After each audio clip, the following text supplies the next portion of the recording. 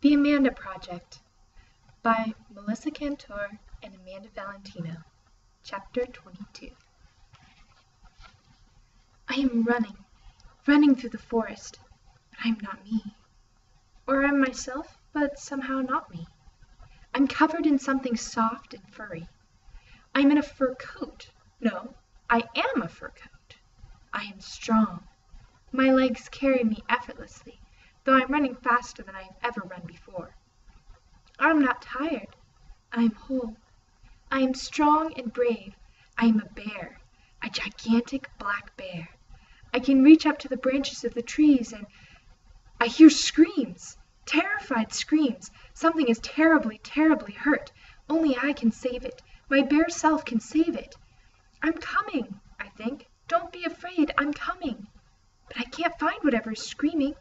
I am lost in the forest. The screams are getting so loud I can't take it much longer. Please, please, I am coming. Suddenly, there is a clearing. Lights. I see lights. A road, a highway. Blinding lights swirl around and the screams of the siren of an ambulance, and there on the ground is the crushed, bloody body of a tiny white bunny. My bear heart is pounding. I must save it, but I can't get to it. The forest is too thick and it's holding me back. No, please, no, I can help. I want to help. But I can't think. The sirens are too loud. The forest is too strong. Please, please, I bolted upright.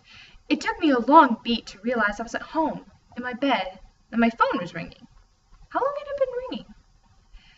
At first I couldn't get my legs to move the way I wanted them to. Then I stumbled as I tried to cross the floor where my phone lay on the edge of the rug. Hello? My voice cracked. Through the wide-open shades that I hadn't bothered to close before I got into bed, I could see that it was morning. Callie? This is Callie. I was pretty sure I didn't recognize the voice of the girl who was calling, but it was hard to concentrate through the dream that seemed to sit on my brain like a heavy, wet blanket. It's Nia. Oh, hi, Nia. Sitting upright helped my focus. For example, I could tell that Nia wasn't exactly thrilled to be calling me. I'm not sure how I would have felt under normal circumstances, but given that her call seemed to be what had taken me out of my dream, I was feeling grateful to her. So, did I wake you? Big night last night? I squinted across the room at my alarm clock. 8:20. Who called anyone at 8:20 on a Sunday morning? Not exactly. I wonder what Nia would have said if she could read my mind, if she could know how much I thought about her at Liz's party. Not so big. Sorry if I woke you, she said, sounding anything but. No, it's fine. I tried to sound more alert than I felt. What's up? Well, I was talking to Hal, and he thought we should get together and make a plan. Maybe check out those addresses. Yeah, that makes sense. As I spoke, my dream panic became hazier, farther away. I leaned back against my chair. It was light. It was day. Everything was all right. Do you want to go today? This morning? I have church. Right, I said. Church. Wasn't religion supposed to make you more tolerant and loving? If so, maybe Nia ought to go more than once a week. And we're going to watch the surveillance footage later, if you want to come over, I mean. The funny thing was, I did. When I was with Lee and the I-Girls, Amanda and Hal and Nia felt like people in someone else's life. But now that Nia and I were on the phone and talking about watching the tape she'd stolen from Thornhill's office, I couldn't imagine spending my day with anyone but the two of them. Was this a sign that I was suddenly becoming seriously schizophrenic? So, why don't you come over around 12? We could watch and... Nia lowered her voice. I want to talk to you about the postcard. Did you figure it out? Was there a message in it? My hand was suddenly shaking. What was Amanda trying to tell us? Well, all I know is... Someone in the house yelled something, and Nia called back, Coming, Ma! Then to me she said, Look, I gotta go. I'll see you at 12. I live at 12 Pinecrest Avenue, right off Maple Road. Do you know where that is? Yeah, sure, I said. I mean, I can find it. Maple Road was this fancy area not far from downtown. It wasn't fancy the way Heidi's neighborhood was fancy, with each house having a pool and the whole community being built around a golf course. Not new development fancy. Maple Road was older and elegant, with huge lawns shadowed by ancient, enormous oak trees, and houses built around the same time as ours. I had a feeling that their being built within each other was going to be, within a year of each other, was going to be all that my house and Nia's had in common. I mean, what are the odds that one of her parents filled their turn-of-the-century home with hundreds of dead branches, or that the family was on the verge of being evicted? Okay, said Nia. I'll see you at 12. See you at 12, I agreed. As I made my way down the hall and waited for the shower to get hot, I tried not to be jealous that there were people in the world who could actually have friends over. I couldn't believe what Nia was wearing when she opened the door. Her navy blue dress had a tight bodice with rows of tiny buttons and a pleated skirt, and she'd paired it with patterned tights and ankle boots. The whole combo was completely fab, as was her hair, which was swept back in a low ponytail at the base of her neck. Suddenly I was the one dressed like a social outcast in my ancient hoodie and jeans. What had transformed Nia into a 1940s fashion maven? What, or should I say, who? Hey, I said. I thought about complimenting her outfit, but wasn't in the mood to be greeted with Nia's typical condescension. Instead, I complimented her on something else. What is that amazing smell? Back in the day, both of my parents had been pretty good cooks, but neither of them had ever made anything that smelled as delicious as whatever was cooking in Nia's house. It's nothing, said Nia, leading me from the front hallway into the modern stainless steel kitchen where her mom was standing at the stove, stirring a gigantic pan of something. It's just my mom.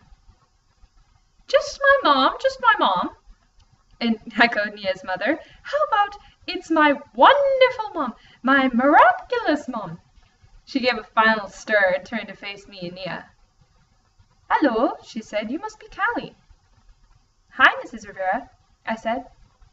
A lot of parents you meet, you call them by their last name. They'll say, please call me Beth or Linda or whatever. I had a feeling Mrs. Rivera wasn't the please call me type, and I was right. She didn't give me her first name. But she gave my hand a really warm squeeze and kissed me on both cheeks with such enthusiasm that it made me believe her when she said, I am so pleased to meet you. Me too, I said. Maybe because I knew that she and her husband were so strict about church and family night and stuff, I'd pictured Mrs. Rivera as older, more like a grandmother than a mom. I'd imagined her in a housecoat and slippers speaking broken English and eyeing me, an outsider, with suspicion. Now that I actually was talking to her, I realized how narrow-minded I'd been. Nia's mom was really young-looking and pretty, with jet-black hair and creamy white skin. She was wearing an apron, but under it was a stylish black dress, and the heels on her feet were so high I couldn't believe she could walk in a straight line in them. The doorbell rang. That must be Hal, said Nia. Oh, the fabulous Hal, said Mrs. Rivera. She winked at me in a way that made me pretty sure that she thought I was in on some private joke. Hey, Ma, have you seen the keys to my car? Nia's brother Sixto came into the kitchen, minus his shirt. I didn't want to stare, but I couldn't help sneaking a peek at one of the hottest guys in Endeavor, shirtless. Hey, Francisco, said Mrs. Rivera, echoing his tone. How about you having some clothes on when we have guests? Oh, hey, sorry, Ma. Didn't know anyone else was here, said Cisco. He looked genuinely embarrassed, like he wasn't the kind of guy who regularly walked around shirtless in hopes that random girls would admire his body. For a second, we made eye contact, then we both looked away blushing. Mrs. Rivera made a shooing motion with her hands. Saw yourself upstairs and fix it, she said. Right, said Cisco, turning around. See you later, Callie.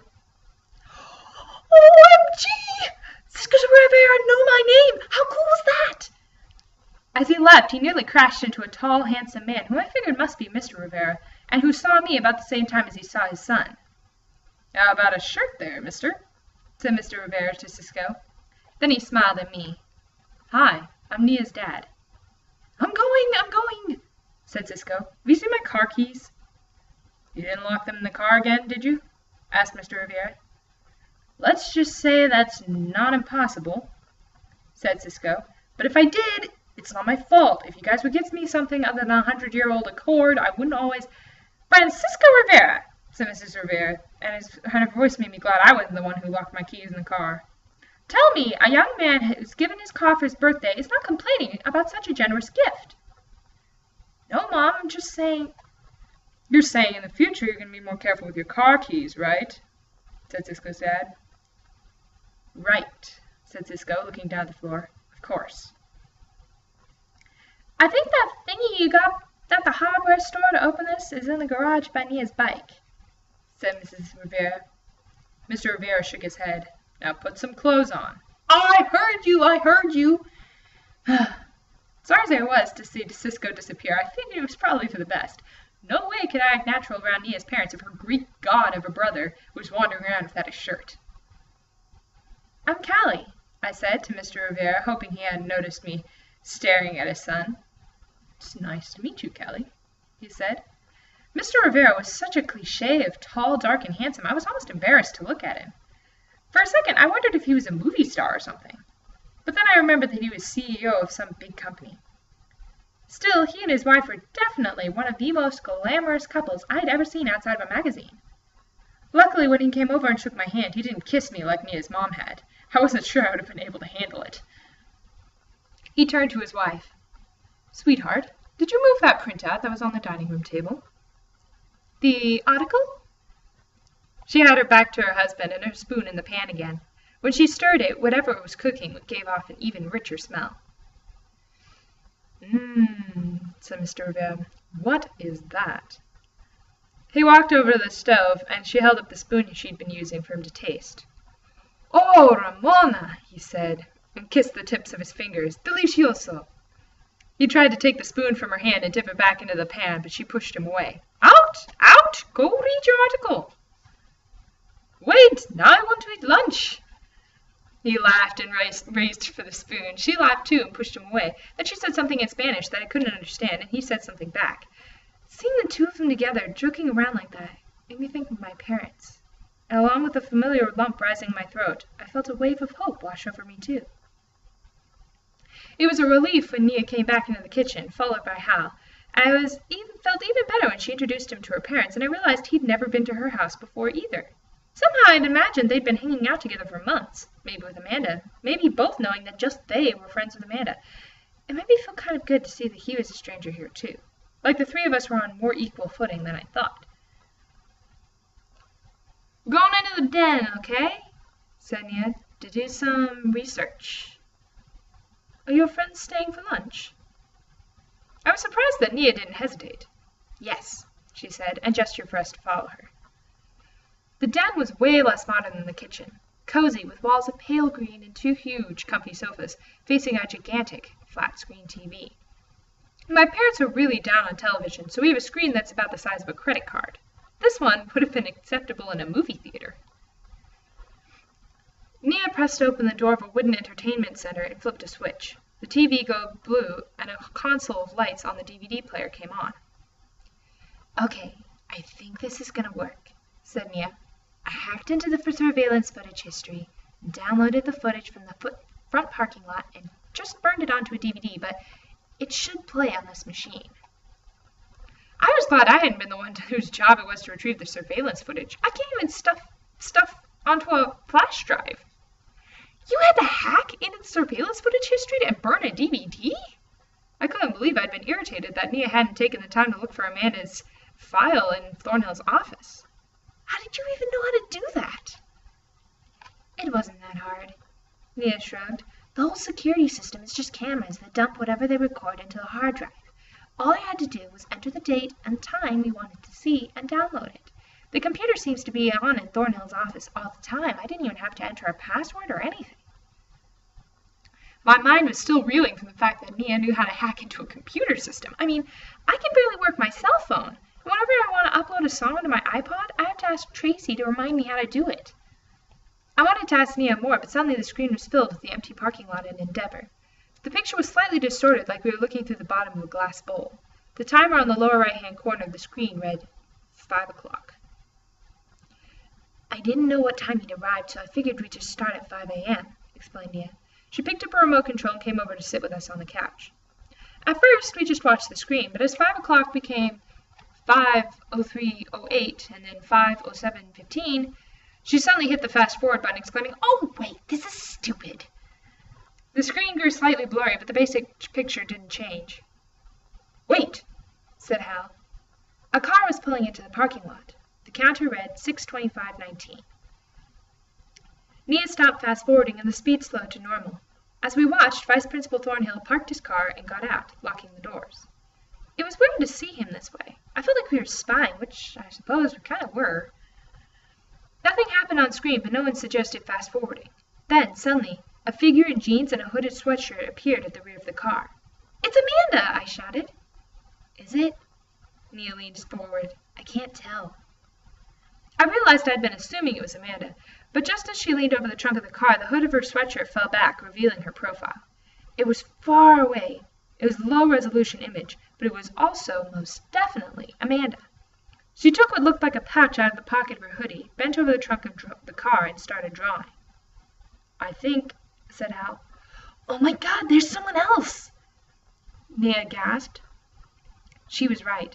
A second figure, dressed identically, joined Amanda, but this time I had no idea who it was. We were all leaning so far off the couch toward the TV we could easily have tipped over onto the floor. Nia kept taking off her glasses and putting them back on, and Hal and I were both squinting at the screen.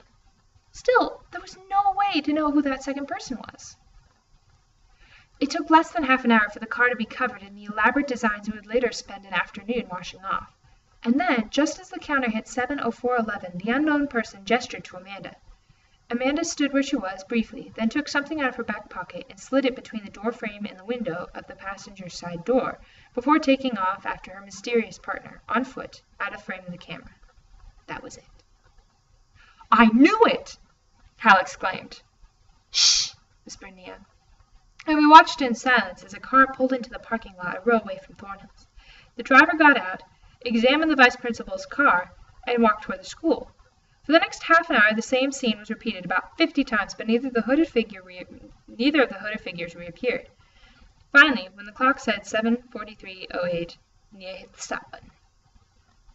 "So it was definitely Amanda," said Nia. "But what did she slip into his car?" "She slipped him a note."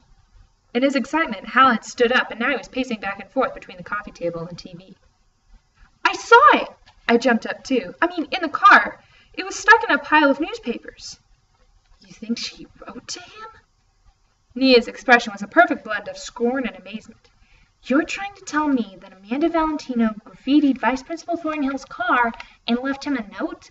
What did it say? Dry clean only?" "I'm telling you, I saw a note from her in his car." Hal stopped in front of Nia and stared pointedly down at her. I stared along with him. "I saw it too, Nia." Suddenly it occurred to me how strange it was that 2 people I knew had disappeared after writing notes to Vice Principal Thornhill. Should I tell them about my mom?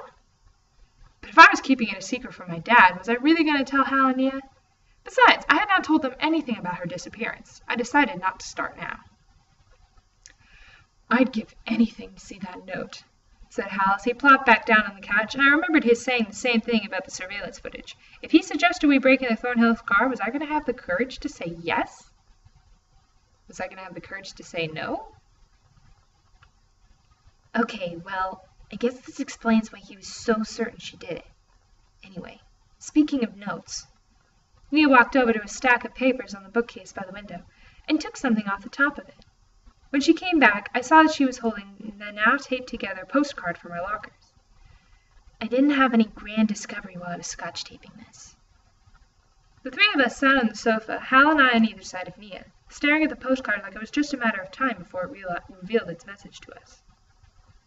I broke the silence. Do you think Meg is the person who painted the car with Amanda?" Hal shrugged. "But why did Amanda keep part of the card?" Hal pointed to the section that was missing. "And what? Do you think it said something else about this Meg person?" "Think about it. Think about it," I repeated, half to myself.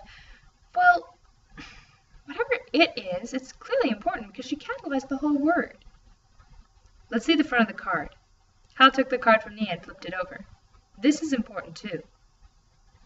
"The yellow brick road," Nia shrugged. We know she loves the Wizard of Oz. Maybe she just had this card lying around. Hal shook his head. Nope. Everything means something to her. What do you do with the yellow brick road? Follow, follow, follow the yellow brick road, I sang in spite of myself. Thank you, Judy Garland, snickered Nia. Sometimes it felt like the only proper response to Nia was to stick my tongue out at her, but I managed to restrain myself. So she's telling us to follow her, said Hal.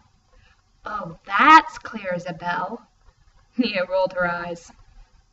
But where? Where are we supposed to follow her? It was hard not to be frustrated when every plausible answer just created another question. I know! Nia snapped her fingers, her face the picture of mock enthusiasm. Oz! You're hilarious, I said. This is insane, Nia insisted. Follow the yellow brick road? Think about it? This is information? Think about it, corrected Hal, his voice amused, rising on the last word. And don't forget, we need to take a page from Meg's book and search. He experimented with changing his inflection. Take a page from Meg's book. No, Meg isn't capitalized. Suddenly it was like they switched roles. Hal was joking, and Nia was intent and dead serious. Wait a second. Take a page from Meg's book. She slapped her forehead. Oh my God! I know what the note means. What? I couldn't believe she figured it out while I was still completely in the dark. Wait a second. She dashed out of the room, and almost before she was gone, she was back.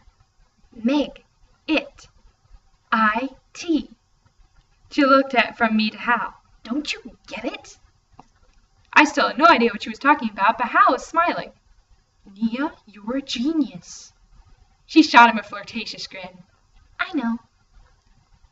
Okay, would one of you geniuses mind filling me in here? Nia held up the book so I could see the title. A Wrinkle in Time. I read off the cover.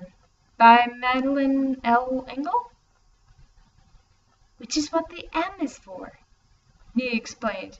Before the card got ripped, it must have said Madeline L. Engel. Whether neither she or Hal elaborated, I said, and? Nia flipped to the end of the book. Meg and her brother go to search for their missing father. He's being held hostage by this enormous brain on this alien planet. You're saying Amanda's being held hostage by an enormous brain on another planet and she wants us to search for her? Was I the only one who found this interpretation of her note just a little bit ridiculous? Nia looked up from the book.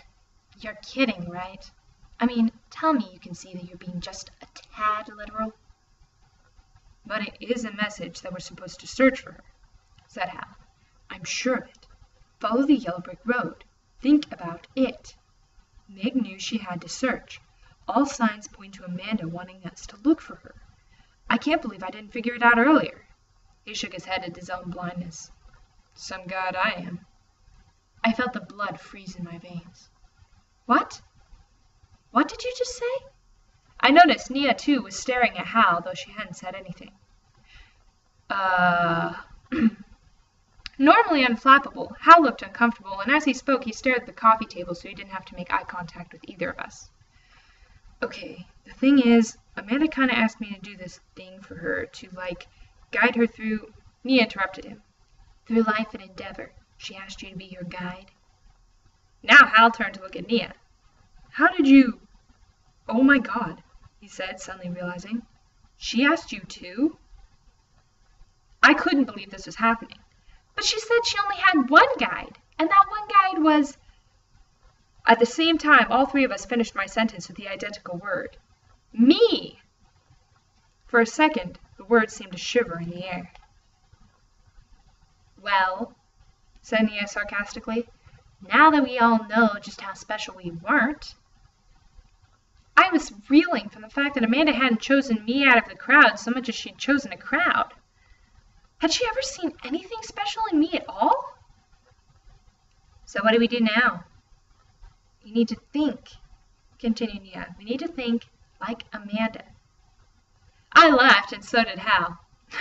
Okay, that's only, impossible, I said. Is it? Nia fingered the card. Callie's right, said Hal. Her thinking was totally original. It seemed random, but it made a deep kind of sense. And there were layers upon layers of shifting meaning, like, did you ever see her diary? Nia and I both nodded, which didn't surprise me. Amanda's diary was as much a part of her as her costumes, her quotes, and her crazy hairstyles. She actually had several diaries. She always had one of them with her, and she was always writing stuff down. It was because she'd shown me her diary that I had shown her my scribble book. How can anyone else follow that kind of random logic? Said Hal. I don't know, said Nia, but we'd better figure it out. Oh, isn't this beautiful? We were sitting in the window seat of the library downtown. Amanda's hair was long and straight, parted in the middle, and she was wearing a headband with a peace symbol in the center of it around her forehead, and a long fringed beaded shirt. She held out a tiny piece of yellow glass in her hand, and when I held mine out, she dropped the glass into my palm. It felt smooth and warm. I love the color, I said. I wonder whence it came, Amanda mused. Don't you know? I mean, where did you find it? I asked. No, I mean in the grand scheme of things. What was it before it was a piece of sea glass? I held up a small nugget of yellow and tried to imagine it as part of something bigger. A necklace? I like that. Maybe an ancient necklace passed down from one generation to another, mother to daughter for hundreds of years. My mom has a necklace that she got from her mom, I said, picturing the small shamrock my mom always wore around her neck. She got it for her 16th birthday. I didn't add what I was thinking, which was that I was supposed to get it from my mom for my 16th birthday. Assuming, of course, that I ever saw my mother again. As if she could read my mind, Amanda reached over and touched my knee gently, comfortingly. I bet you'll look great in that necklace. Neither of us said anything for a minute, and then Amanda reached into her bag, rummaging past oracle cards and keys, rejected lipsticks and eyeliners, pens and costume jewelry, before laying her hand on what she wanted. Look! I was able to mix this exact shade of yellow. Amanda's diary that day was just a regular marble composition notebook, decorated with strips of different ribbons and buttons glued on. But it was so full of stuff it couldn't lie flat. There were drawings, photos torn from magazines, page after page covered in writing that flew by too fast for me to catch more than the occasional word. Rain, after we, can't ever. When Amanda finally got to the page she wanted, she held the piece of glass against it. See? I looked over her book, where several bold dashes of yellow paint in slightly different shades covered the page. Sure enough, one was the exact color of the glass. Nice, I agreed. Harder than it might look, she said, but worth it. I like a challenge. And check this out. She pointed to the next page where a picture that seemed to be from a kid's book was pasted. Two animals, a bird and a cat, were sitting in a boat with their back to the viewer.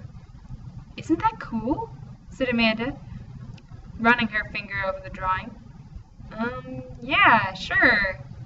I waited for a second for her to explain, then finally asked, what is it? Amanda was still staring at the page. It's the owl and the pussycat. When she didn't continue, I prompted, and? Reciting from memory, Amanda went on. The owl and the pussycat went to sea in a beautiful pea-green boat. I'd heard of the owl and the pussycat, but I didn't see what a pea-green boat had to do with a piece of yellow sea glass. I shook my head. Okay, you've totally lost me. Do you remember how it ends? Asked Amanda. When I said I didn't, Amanda recited what I guess was the end of the poem. And hand in hand on the edge of the sand they danced by the light of the moon. The moon, the moon, they danced by the light of the moon. She raised her head and looked up at me. This yellow is the exact color I always pictured the sand in the moonlight. Don't you think? I never thought about it, I said, but either way, it's a beautiful color. I looked from the glass to the splashes of paint and back again. Really, everything's beautiful. Amanda was still staring at the illustration. If you look at it in the right way. I have to be honest. It would defy all the odds for me to think like Amanda, I said. I agree, chimed in Nia, her head resting on her hands. Suddenly I remembered something from last night. Hey, can I ask you guys a really weird question? Now that's thinking like Amanda. Hal touched his nose with his index finger. She was the queen of weird questions. This one isn't weird, I said. It's more stupid, or semi-stupid, or just Law and Order stupid. Do you think Amanda could have been in the witness protection program? Oh my God, who said that? Asked Nia. I felt myself bristle. Hey, I said it was a stupid question.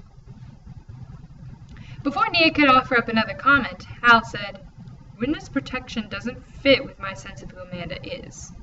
He paused for a second, then continued, "And even if it did, if you're in the witness protection program, aren't you supposed to be, I don't know, inconspicuous? Like blending in with the scenery?" "Oh, good point," I said. "Amanda was the opposite of inconspicuous." "It feels like we're going backward," sighed Hal. "Well, at least we know she wants us to look for her," I pointed out. "That's a pretty big step forward." "Yeah, but why does she want us to look for her?" wondered Nia, counting off the question on her index finger. "And where?" Hal held up 2 fingers. "And what's with the missing section of the postcard?" Nia waved 3 fingers in the air. "And where did she get $2,500? I said, holding 4 fingers up, spread wide. "What?" said Nia. I realized I'd only told Hal, not Nia, about the money. "I have to tell you something else she did." But before I could tell her anything, her mom appeared at the door of the den. "Lunch, everyone," said Mrs. Rivera. "Mom, we're—" said Nia, but Mrs. Rivera clearly did not brook the answer no.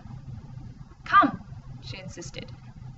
As we walked past Nia's mom and filed into the dining room, I tried to reassure myself that Hal was wrong about our going backward. Now that we knew Amanda wanted us to look for her, we'd definitely taken a step in the right direction. The question was, right direction or not, how many steps till we got to the end of this particular yellow brick road?